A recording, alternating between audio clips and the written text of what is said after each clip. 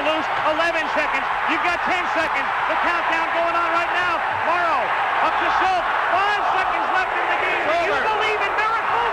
Yes! Unbelievable.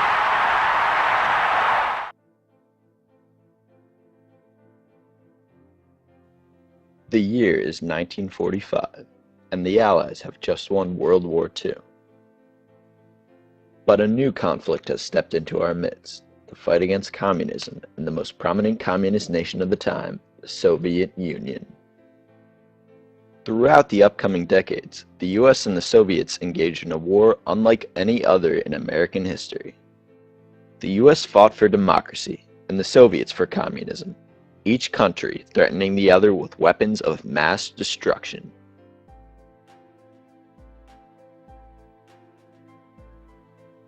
They fought against each other not directly, but in proxy wars.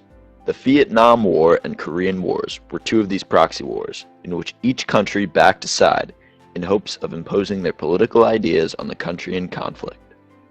US culture became extremely anti-Soviet during this time, and cultural rivalries began to develop.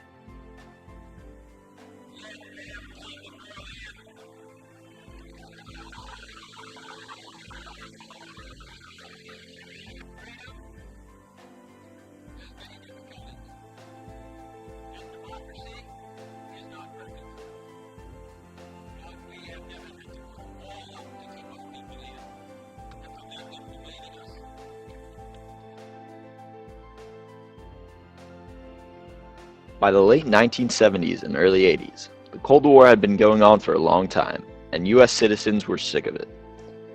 Events like the deaths of Martin Luther King Jr. and John F. Kennedy, and thousands more from the proxy wars, were starting to take a toll. Words best said by President Jimmy Carter expressed the feelings of the American people during this time.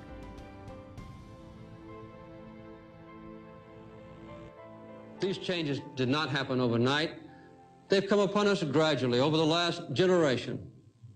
Years that were filled with shocks and tragedy.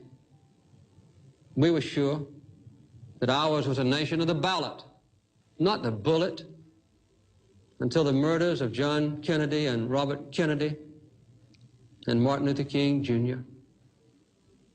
We were taught that our armies were always invincible and our causes were always just, only to suffer the agony of Vietnam. We respected the presidency as a place of honor until the shock of Watergate.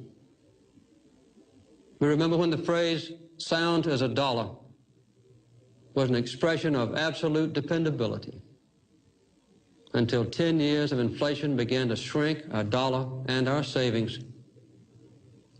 We believed that our nation's resources were limitless until 1973, when we had to face a growing dependence on foreign oil. These wounds are still very deep. They have never been healed. In the midst of all this turmoil, the 1980 Winter Olympics rolled around in Lake Placid, New York.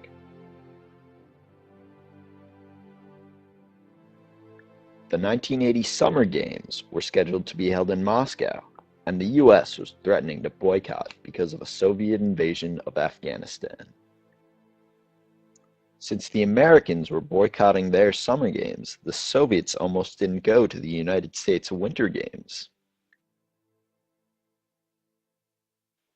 The Soviets' decision to attend led to one of the greatest moments in sporting history and a major turning point in the war. Coach Herb Brooks was the man chosen to lead the 1980 U.S. Olympic hockey team. Brooks chose his team from a bunch of college players. The average age was 22. For all but one of them, it was their first time playing in the Olympics. On the other side of the globe, Soviet coach Viktor Tikhonov was training his team to win their 5th straight Olympic hockey gold medal. On the Soviet team was undoubtedly the best goalie in the world at the time, Vladislav Tretiak. The USSR team was seen as untouchables and far superior compared to any other team. They smoked the NHL All-Stars 6-0 just a year before the Olympics. Just a few days before the opening ceremony, Herb Brooks scheduled an exhibition game versus the Soviets at Madison Square Garden to see if they even had a chance. Once again, the citizens of the United States were let down by a 10-3 loss. With the games about to begin in a couple days, the stage was set, and the teams were ready to show down in Lake Placid. Thoughts before the game? Well, Al, for the U.S. team, it's really discovery time. It's one thing to be young and promising, and it's quite another to be good. And in the next 2.5 hours, the U.S. team players will go through perhaps the most difficult and demanding yet exhilarating time of their lives. They will be playing against a very good team, a team that's better than they are. And after that time, after it's all over, this team will find out an awful lot about themselves. They'll simply... Both teams cruised through their matchups in the first few rounds, and all signs seemed to be pointed to a US-Soviet matchup in the penultimate game of the tournament. This assumption proved to be correct, as the US and the Soviets got ready to show down for a chance to get to the gold medal game. Despite the Soviets being the heavy favorites, the US still believed, and in the first period of the game, they were able to skate with the Soviets and kept the score tied at 2-2. The second U.S. goal was scored in the last second of the period and is still controversial. Long shot, the easy save by Tretiak, but Johnson is there and scores with 1 second to play in the period. Right now the clock shows nothing, but it was stopped at 1 when we looked up as the goal was scored. Right now it shows nothing as the period apparently has come to an end, but the United States has tied the game. In the second period, Soviets took the lead on a goal by Alexander Maltsev. However, in the third period, Tikhonov's change of goalie proved to be a mistake as Johnson ripped one into the net, tying the game 3-3.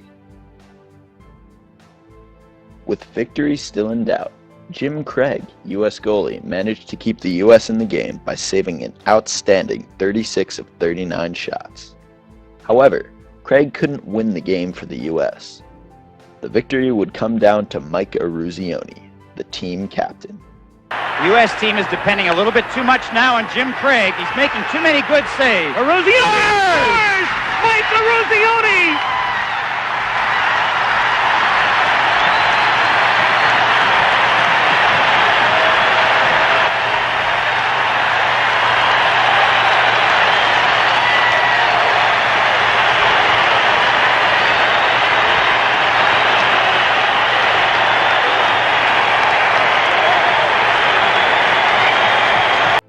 Eruzione's last period goal not only gave the U.S. the lead, but raised the spirits of a nation.